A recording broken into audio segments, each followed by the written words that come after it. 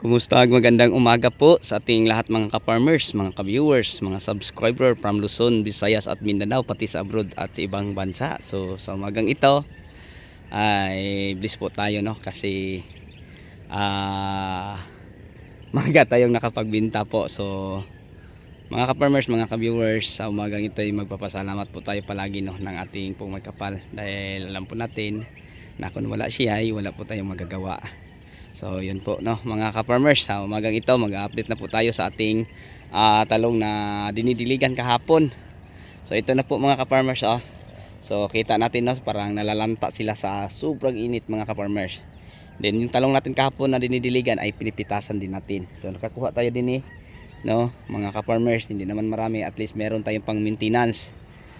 So ngayon mga ka-farmers, dahil maganda na uli ang presyo, alagaan na po natin to.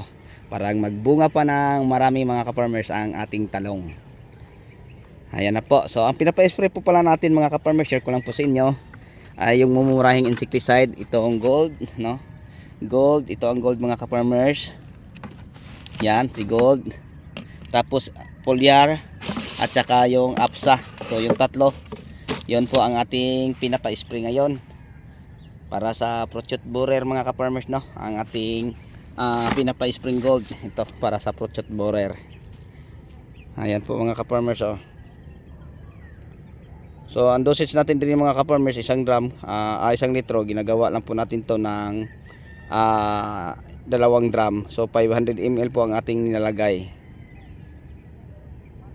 So yun po ang ating pinapa-spray ngayon. Tapos ang ating foliar ay Peters, no, ito. Then ang ating sticker ay Apsa 80. So yun po ang ating pinapa-spray, no, sa ating mga pananim. Okay, so pipicturan natin to mga ka-farmers, no, para makita at walang daya.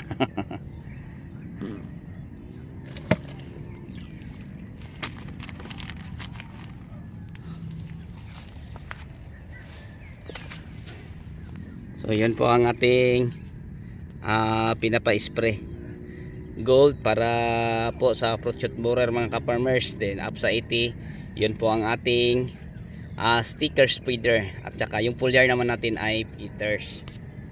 Okay. So ngayon nandun sa banda ang ating mga tauhan, nag-spray po sila mga ka-farmers. Ayan. So sobrang init mga ka-farmers, pero maputik kasi pinapadiligan natin to na binasa, no, ang gitna. Pinapabaha ang tubig gamit ang water pump at saka solar. Sabay nating pinapaandar mga ka-farmers kasi ang lupa ay sobrang tuyo, no. Malaking bitak mga ka-farmers, tapos hihigupin lang ang tubig, kaya nga hindi kayanin sa solar, kaya nagbili tayo ng diesel para solar at saka water pump na 4x4 ang sabay. So sawa ng Diyos mga ka-farmers, natapos natin to, no, mga siguro 6 na oras mga ka-farmers, simula alas 10 hanggang hapon na natapos. So ngayon ito na mga ka-farmers, oh, malaking bagay, no, ang pag dilig na kahit pati gitna mga ka-farmers mababasa kasi malamig din sa puno. Then umaapaw pa sa mulching ang tubig kasi hinaharangan natin dito ng lupa para ang tubig ay umakyat sa puno, tapos hinahagis pa ang iba. So yun po, no, mga ka-farmers, mga ka-viewers. So thank you kayo sa inyong lahat, sa inyong patuloy na pagsubaybay. So ngayon mga ka-farmers, ang gagawin namin ay yung ang pagdilig sa kabilang taniman ng talong, no, yung sa niraraton natin kasi doon ay napakadaming bunga. Dito marami din mga ka-farmers pero maliliit, no, yung mga ganito, oh. Ngayon ang mga bunga na din mga ka-farmers, oh. Yan, mga bunga sa talong. Kaya nga binabasa ko to ng maayos para ang bunga mga ka-farmers ay lumaki, kasi napakaliit ang bunga mga ka-farmers, oh. Maliit ang mga bunga niya.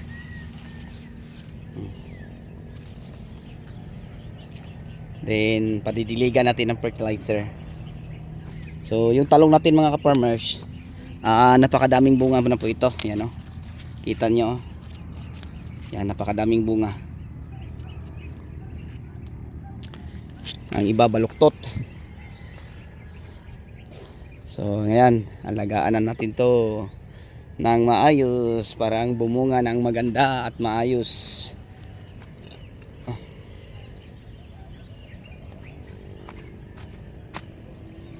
Ayan, nagpapa-spray tayo sa ating mga tauhan ng gold.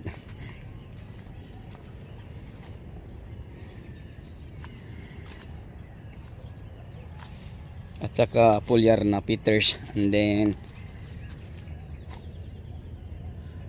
nadatugan ang kuandong? Nadatugan ang hose? Wala. Wala ra? Magpaandar mong gudron. Then nilagyan natin ng apsa. 4 ka drum spray ninyo ron.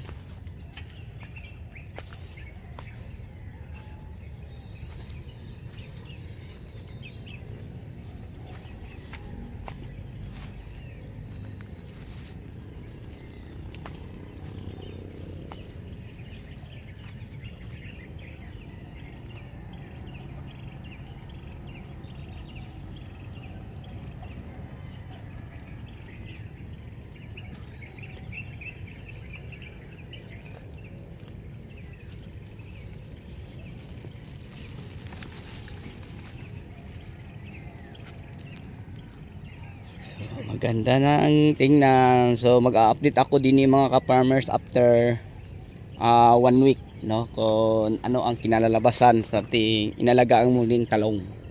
So yung mga matatandang talong na to mga ka-farmers, may gagamitin tayong pang-spray din parang malalagas, no. So share ko lang ang pang-spray natin panglagas ng dahon, Ortevia Top at saka Biostin. So yung dalawa lang.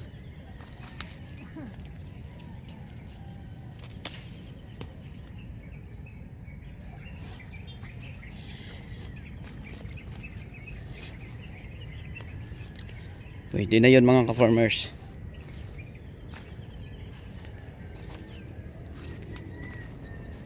Yan, dito ako dumaan, hindi maputik, may damo. So lilinisan pa natin to mga ka-farmers. Tatanggalan pa natin to ng mga bunga na ganito mga ka-farmers, oh. Yung may tama sa uod, ilagay sa balde timba. Pwede ibaon natin sa tubig, no, na may pribaton, parang sigurado pa tayo mga ka-farmers. Mga 2 araw, pwede na. Kahit 1 araw lang wala na.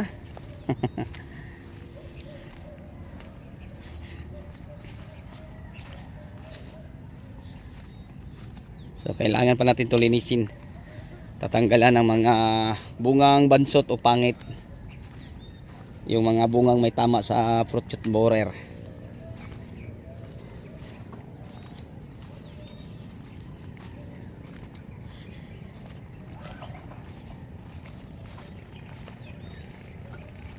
Yan, magpapa-under kami ng water pump.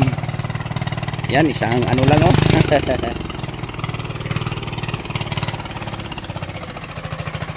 Para didiligan namin yung kabila mga ka-farmers.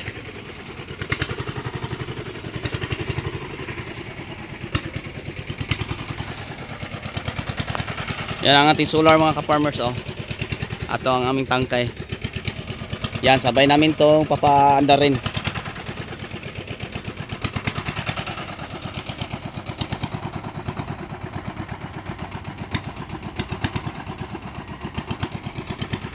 Yan. Kasi ang aming didiligan hanggang doon sa paralan, hanggang doon sa mga bahay. So lahat mga ka-farmers kasama sa Kalamansi, malapit tong mag 5 hektarya kalahati o 6, parang ganyan. Okay, so hanggang dito na lang po tayo siguro mga ka-farmers, no? Kasi may gagawin pa tayo. So bago tayo magtapos, mega love shout out po uli sa aking mga subscriber, no? Sa aking mga sharer at commentator, sa ating mga OFW na palaging nakasubaybay sa ating YouTube channel, lalo na sa ating kabayan dyan nasa Taiwan na taga Surigao. So mega love shout out po sa inyo, ingat kayo. Okay, so sa inyong lahat hanggang dito na lang po. maraming salamat sa inyong pagsama at manonood sa ating video. Bye bye and God bless at mabuhay po tayong lahat. Happy farming.